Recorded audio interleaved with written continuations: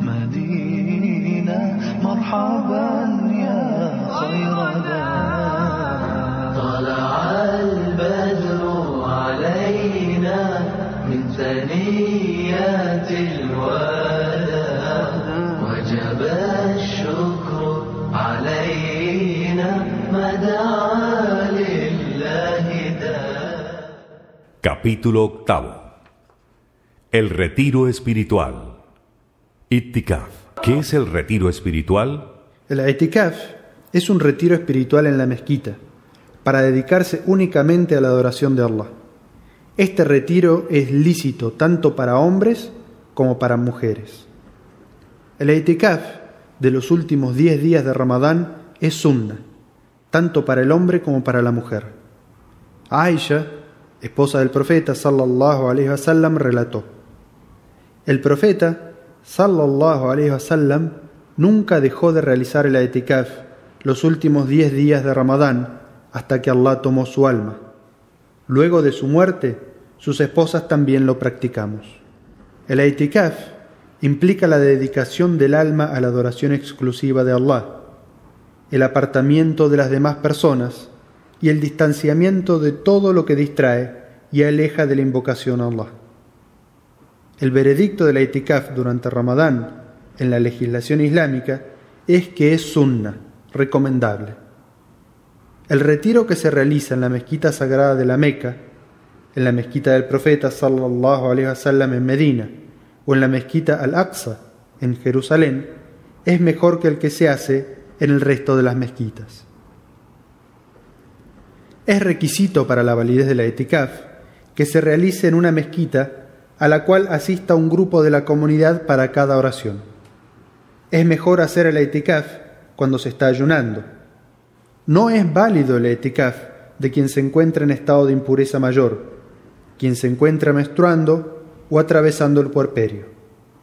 La mujer que padece metrorragia sí puede realizar el i'tikaf. La mejor de las mezquitas es la mezquita sagrada de la Meca. En ella, una oración es equivalente a 100.000 oraciones en otra mezquita. Le sigue la mezquita del profeta Muhammad sallallahu alaihi wasallam en Medina.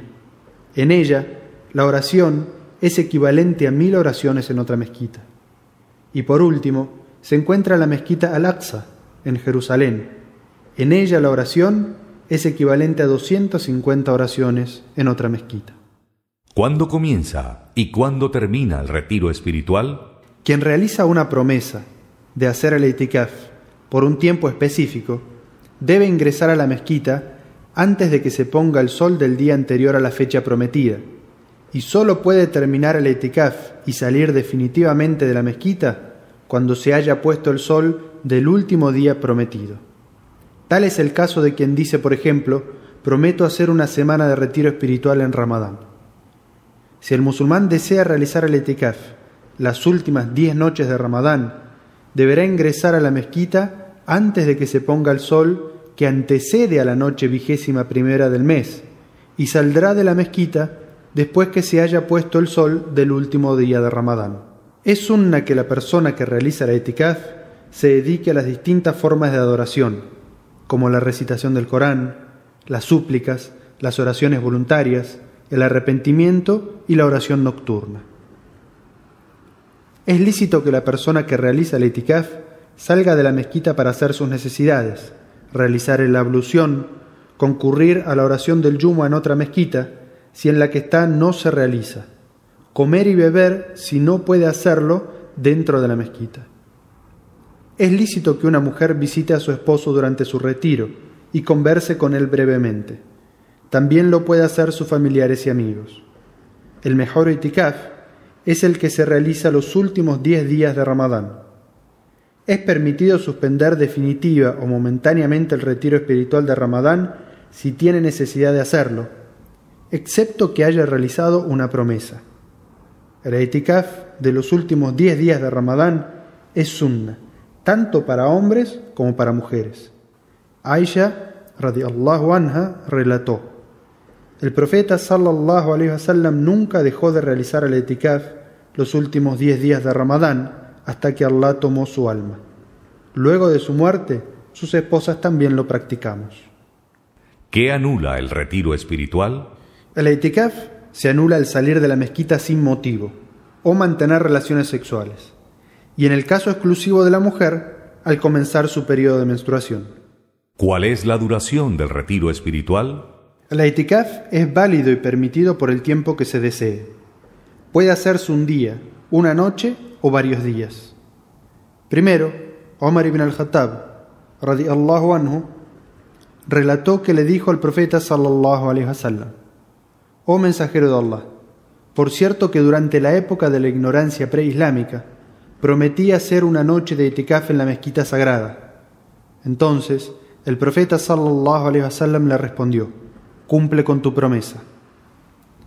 Abu Huraira relató: el profeta sallallahu alaihi wasallam hacía itikaf durante 10 días en cada Ramadán. El año en que falleció, hizo 20 días de itikaf. ¿Cuáles son las virtudes de la noche de la predestinación, Laylatul Qadr? Esta noche tiene una significación especial. En ella se deciden los asuntos de la humanidad, se designan el sustento y el plazo de vida de cada ser humano, y se decretan los acontecimientos de ese año. Esta noche se sitúa en una de las 10 últimas noches de Ramadán, posiblemente en la 27ª noche. Esta noche es mejor que 1000 meses, el equivalente a 83 años y 4 meses. Es recomendable realizar muchas oraciones y súplicas durante esta noche. Allah Azza wa Jal dice en el Sagrado Corán: Bismillahirrahmanirrahim. Inna anzalnahu fi laylatil qadr wa ma adraka ma laylatul qadr laylatul qadri khayrun min alfi shahr تنزل الملائكة والروح فيها بإذن ربهم من كل أمر سلام هي حتى مطلع الفجر. Por cierto que comenzamos la revelación del Corán en la noche del decreto. ¿Y qué te hará comprender la importancia de la noche del decreto? Adorar a Allah, la noche del decreto, es mejor que hacerlo 1000 meses. Esa noche descienden los ángeles y el Espíritu, el ángel Gabriel, con la anuencia de su Señor, para ejecutar todas sus órdenes. En ella hay paz hasta el comienzo del alba. Abu Huraira, radiyallahu anhu, relató que el profeta sallallahu alaihi wasallam dijo: a quien rece durante la noche de la predestinación, con fe y devoción, se le perdonarán todos sus pecados cometidos. Aisha, radiyallahu anha, relató que le preguntó al profeta sallallahu alaihi wasallam: «Oh mensajero de Allah, ¿qué súplica debería decir si supiera cuál es la noche de la predestinación?» Y él le respondió: «Di, oh Allah, tú eres indulgente, generoso, y amas la indulgencia, perdona mis faltas». مرحبا يا خير طلع البدر علينا من ثنيات الوداع وجب الشكر علينا ما دعا لله داع. Capítulo 9. Reglas especiales relativas al ayuno de la mujer.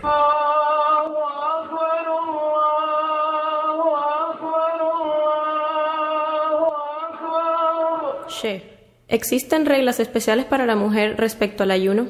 Sí, existen reglas especiales para la mujer, debido a situaciones que son únicas y especiales de la mujer, como el inicio de la menstruación, el embarazo, el sangrado posparto y la lactancia. Para todas estas situaciones, la legislación islámica tiene un veredicto que facilite a la mujer la realización de los actos de adoración que la acercarán a Allah. ¿Cómo recupera la musulmana los días que no pudo ayunar por su periodo? La musulmana que ha alcanzado la edad de la pubertad, pero tiene vergüenza de contarlo a su familia y por ende no ayuna, debe recuperar los días perdidos más adelante. Pero si llega el siguiente Ramadán y aún no ha recuperado esos días, debe dar de comer a una persona pobre por cada día perdido. a manera de expiación o compensación por haber demorado su ayuno. Se registra que Aisha, radiyallahu anha, la esposa del profeta Muhammad, sallallahu alayhi wa sallam, dijo: cuando nos sucedía eso, y se refiere a la menstruación, se nos ordenaba recuperar el ayuno, pero no se nos ordenaba recuperar la oración. Dijo el Sheikh Al-Uthaymin en su libro Los sangrados naturales de la mujer: y si una mujer está ayunando y comienza a menstruar, su ayuno queda invalidado, aun cuando sea un instante antes de la puesta del sol, y debe recuperar ese día también, si se trata de un ayuno obligatorio. En cambio, si siente la sensación de la menstruación dentro de su organismo antes de la puesta del sol, pero la hemorragia no comienza a evidenciarse inmediatamente después de la puesta del sol, su ayuno es válido. Esto es debido a que cuando se le preguntó al profeta Muhammad, sallallahu alayhi wa sallam, si la mujer que tiene un sueño erótico debe realizar la ablución mayor, él respondió: si encontró restos de secreción, entonces sí, haciendo depender este precepto de la existencia de la secreción, no de la sensación dentro del organismo. Lo mismo ocurre con la menstruación. Hasta aquí llega la cita del Sheikh Al-Uthaymin. Si una mujer no sabe exactamente cuántos días ha perdido, debe ayunar hasta que tenga la certeza de que ha recuperado los días perdidos y no recuperados de ramadanes anteriores, y ofrecer una expiación por cada día demorado. Puede hacerlo junto con el ayuno o por separado, según lo que pueda hacer. Si el período menstrual o la hemorragia posparto cesan durante la noche y tiene la intención de ayunar, pero llega el alba antes de que pueda realizar el ghusl, entonces su ayuno es válido, según la opinión de todos los sabios. Si una mujer sabe que le vendrá el período al día siguiente, debe continuar con la intención y seguir ayunando. No debe romper el ayuno hasta ver el comienzo del período. Respecto a cuándo la mujer anula su ayuno debido al comienzo de la menstruación y cuándo puede comenzar a ayunar luego de terminado el período, dijo el Sheikh Al-Uthaymin en su libro Los sangrados naturales de la mujer: si sale el sol y la mujer continúa menstruando, su ayuno de ese día queda invalidado, aun cuando dejase de menstruar un instante después de la salida del sol. Y si por el contrario deja de menstruar un instante antes de la salida del sol y ayuna ese día, su ayuno es válido, aun cuando se bañase después de la salida del sol.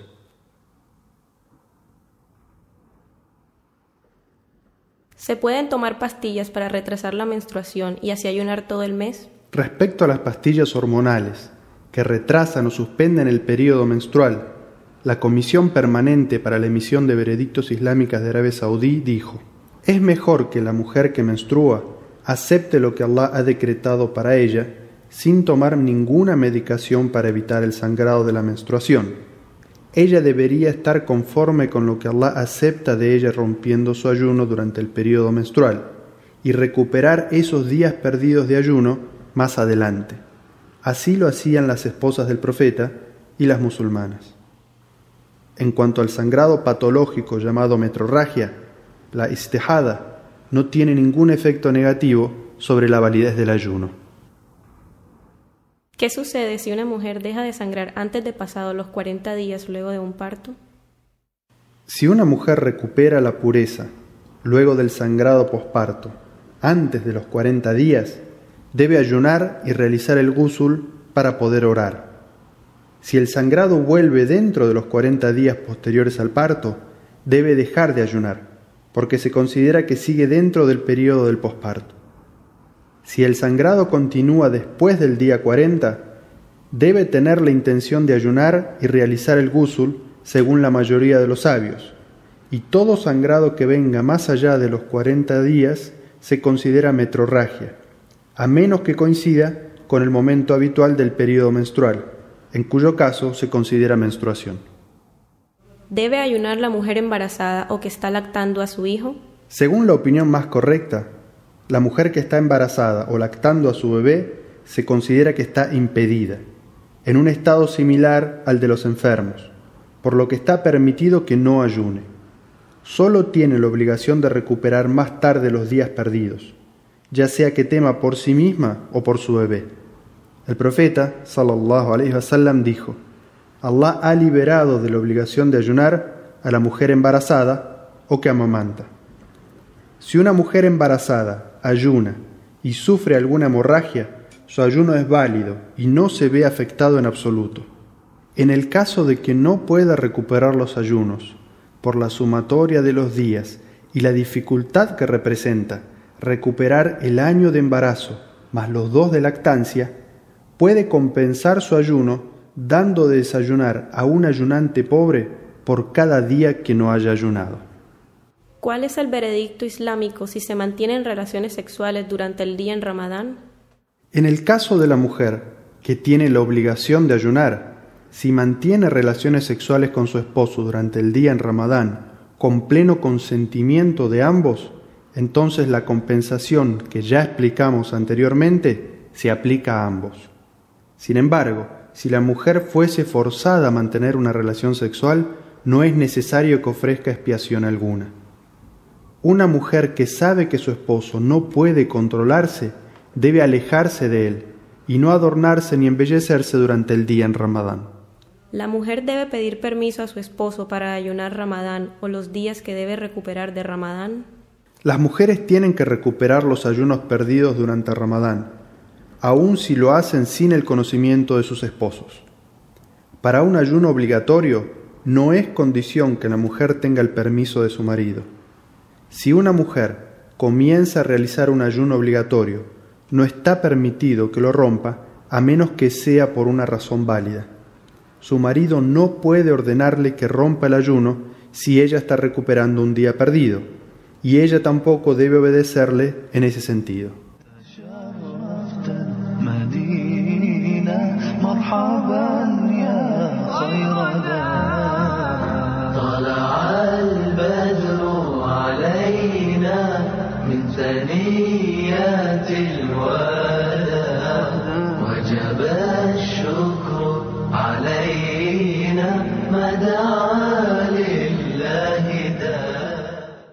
Capítulo 10. La oración del Eid al-Fitr.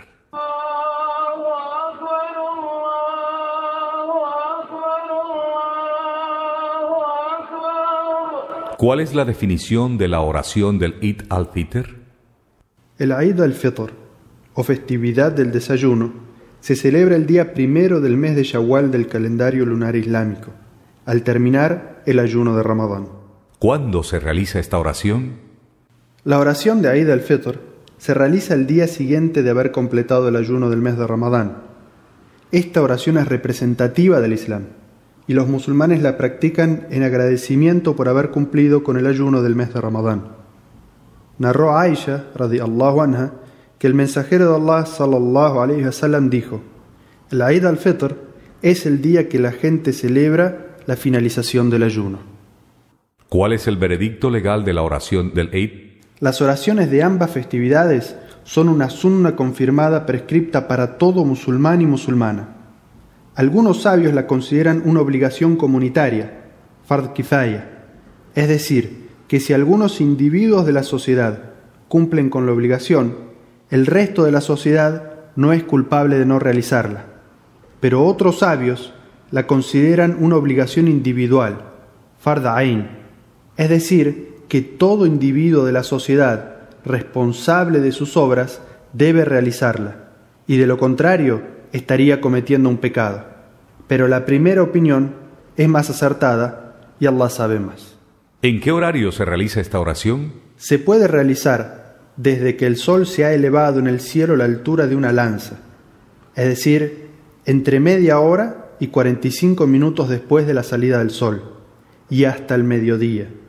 Si se confirma el Eid recién después del mediodía, se rezará esta oración al día siguiente en su horario.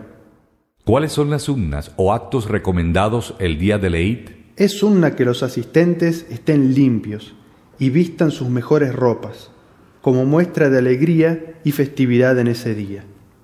Es recomendado que asistan todas las mujeres, incluso las que no están rezando debido a su ciclo menstrual. Las mujeres escucharán la jutba, pero no participarán de la oración.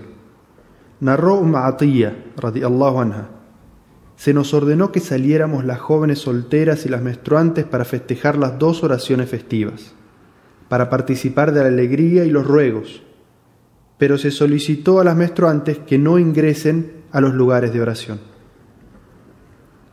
Es sunna madrugar para llegar temprano a la oración, inmediatamente después del amanecer. Se recomienda dirigirse caminando si es posible. Narró Ali, radiyallahu anhu: es sunna ir a la oración del Eid caminando. También se recomienda tomar un camino a la ida y otro distinto a la vuelta, para cumplir con la sunna y dar más magnificencia a la oración al encontrarse con más gente en ese día.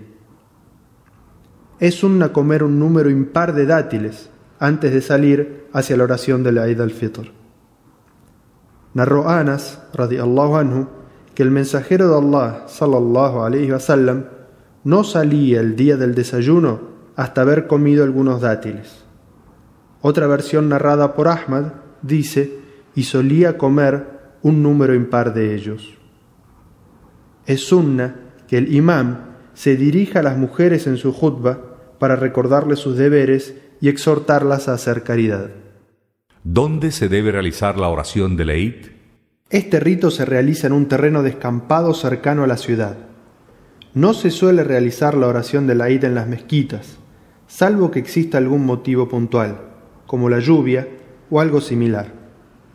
Narró Abu Huraira, radiyallahu anhu: llovió un día del Eid, y entonces el profeta, sallallahu alayhi wa sallam, dirigió la oración del Eid en la mezquita. Cuando el asistente llega a la mezquita, debe rezar 2 raka'at y sentarse a alabar a Allah. Narró Ibn Abbas, radiyallahu anhu, que el profeta, sallallahu alayhi wa sallam, rezó 2 raka'at el día del Eid, y no rezó otras oraciones, ni antes ni después. Es recomendable rezar 2 raka'at al regresar a la casa, ya que se narra que Abu Sa'id, que el profeta sallallahu alayhi wa sallam nunca rezó antes de la oración del Eid, pero cuando volvía a su casa rezaba 2 raka'at. ¿Cómo se realiza la oración del Eid? Cuando llega el momento de la oración, el imam se adelanta y dirige a la gente en 2 raka'at, que se realizan sin adán ni iqama. Narró Ibn Abbas, radiyallahu anhu, que el profeta sallallahu alayhi wa sallam rezó la oración del Eid sin que se pronunciase adán ni iqama. En la primera raka pronuncia 7 veces la fórmula del takbir, Allahu Akbar, incluyendo la takbira del ihram. En la segunda raka repite el takbir solo 5 veces, además del takbir que pronunció al ponerse de pie. Narró Amr ibn Shu'aib que su padre y este de su abuelo, que el profeta sallallahu alayhi wa sallam dijo: son 7 takbir los de la primera raka de la oración del Eid al-Fitr y 5 en la segunda, y la recitación del Corán en ambas es después de los takbir. Es sunna que el imam recite la sura número 87 después de Al-Fatiha en la primera raka y la sura número 88 en la segunda. También es recomendable recitar la sura número 50 en la primera raka y la sura número 54 en la segunda. Es bueno alternar entre estas 2 opciones para practicar la sunna del profeta sallallahu alaihi wasallam en toda su variedad. Cuando el imam termina la oración de la Eid, los que deseen podrán marcharse, pero es mejor permanecer sentado y escuchar la jutba pronunciada por el imam, donde es recomendable alabar y agradecer a Allah por las gracias recibidas, mencionar la obligación de seguir sus mandatos y exhortar a los musulmanes a dar caridades y ser generosos. Narró Abu Sa'id, radiyallahu anhu, que el profeta, sallallahu alaihi wasallam, salía el día del desayuno y el día del sacrificio al lugar de la oración, y comenzaba con la oración. Luego se paraba y disertaba ante la gente que permanecía en sus filas sentados, invitándolos al bien y ordenándoles sus obligaciones. Si el Eid coincide con un día viernes, quien asista a la oración del Eid queda eximido de la oración del Jumu'ah, por lo que rezará el Duhur normalmente. En cambio, el imam y los que no hayan asistido a la oración del Eid deben rezar el Jumu'ah. Si el imam olvida pronunciar un takbir adicional y empieza a recitar al-Fatiha, no debe reponerlos, pues es una sunna cuya ocasión ha terminado. ¿Qué debe hacer quien llega tarde a la oración del Eid? Quien se retrase y se una a la oración del Eid, después de que ésta haya comenzado, deberá completar lo que le faltó de ella, luego que el imam pronuncie el taslim. Y quien haya perdido la oración puede realizar 2 rak'at. ¿Qué es el takbir del Eid? El takbir es una sunna que los musulmanes pronuncian en voz alta durante los días del Eid, en sus casas y en las mezquitas. ¿Cuándo se debe pronunciar este takbir? El takbir se inicia la noche anterior al Eid y termina al iniciarse la oración del Eid. ¿Cómo es el takbir? Existen distintas formas registradas en la sunna de pronunciar el takbir. Una de ellas es Allahu Akbar, Allahu Akbar, Allahu Akbar, La ilaha illallah, Allahu Akbar, Allahu Akbar, walillahil hamd. Esto significa: Allah es el Supremo, Allah es el Supremo, Allah es el Supremo, no hay más Dios que Allah, Allah es el Supremo, Allah es el Supremo, y todas las alabanzas pertenecen a Allah. ¿Cuál es el veredicto legal en el Islam respecto a las festividades de carácter religioso que no tienen asidero en la Sunnah? La celebración del viaje nocturno, el 15 de Sha'ban, la del nacimiento del profeta, sallallahu alaihi wasallam, y otras, son meros inventos que no tienen asidero ni registro en la Sunna, y por lo tanto se trata de innovaciones, bid'ah, que son rechazadas por el Islam. Quien las celebre o acepte, invite a otros a celebrarlas o gaste en su realización, está cometiendo un pecado y cargará con su pecado y el pecado de los que lo imiten en su práctica. Narró Anas, radiyallahu anhu, cuando el mensajero de Allah, sallallahu alaihi wasallam, llegó a Medina, la gente tenía 2 días festivos. Él les dijo: Allah os ha reemplazado eso por algo mejor, el día del sacrificio y el día del desayuno. De esto podemos deducir que esta práctica es una innovación, porque el profeta sallallahu alaihi wasallam dijo: quien realice alguna obra de adoración que no se encuentre registrada, le será rechazada.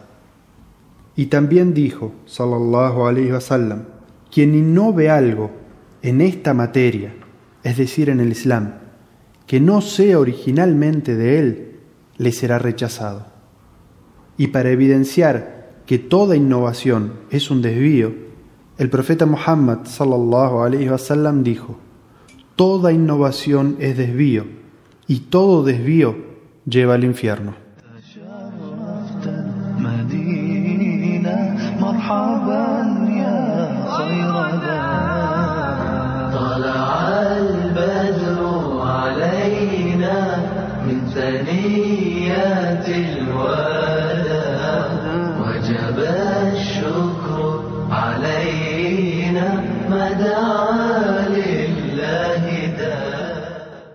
Capítulo 11. El Zakat al-Fitr.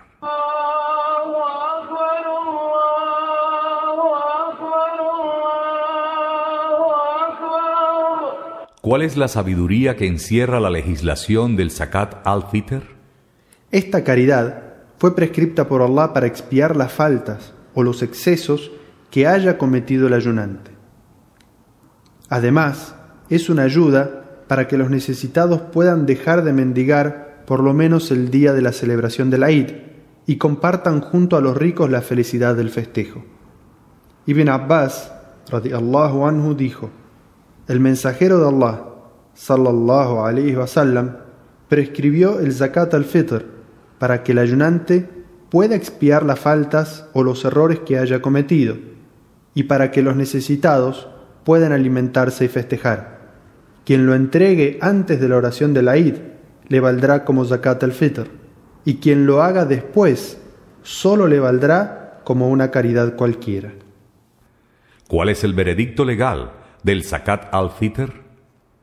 Esta caridad es obligatoria para todo musulmán, hombre o mujer, pequeño o adulto, que luego de asegurarse su alimento y el de los musulmanes que tiene bajo su responsabilidad, posea un sa' de alimento para dar.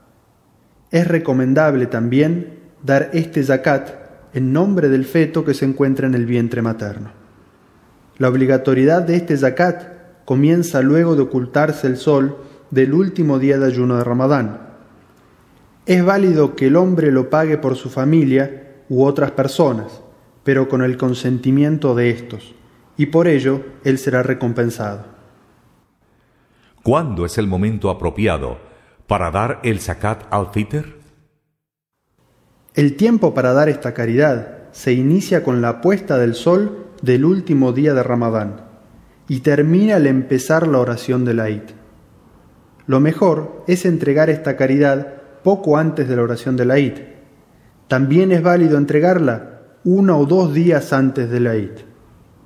A quien entregue esta caridad después de la oración del Eid sin excusa válida, le será aceptada como una caridad cualquiera. Además, habrá cometido una falta. En cambio, si existe una excusa válida, puede compensar esta caridad dándola más tarde.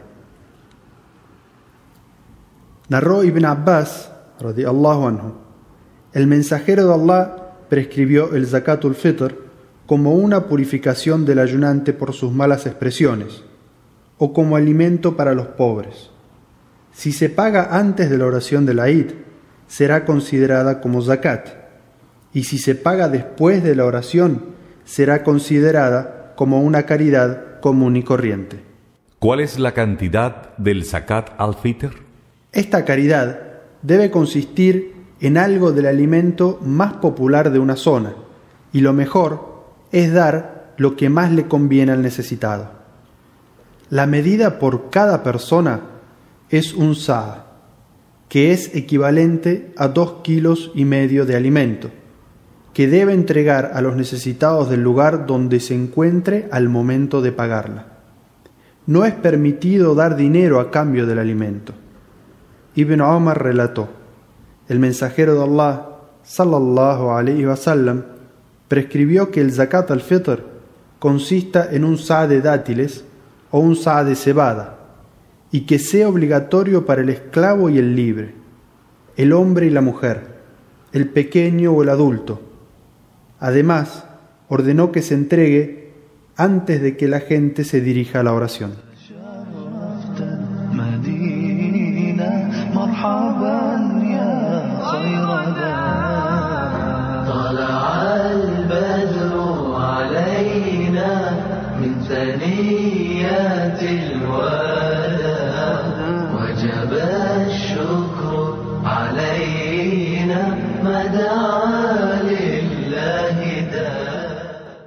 Capítulo 12.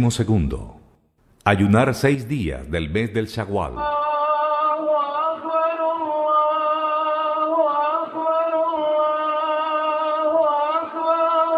¿Es sunnah ayunar 6 días en el mes siguiente a Ramadán? El mes siguiente a Ramadán se llama Shawwal, y fue establecido en la sunna la recomendación de ayunar 6 días.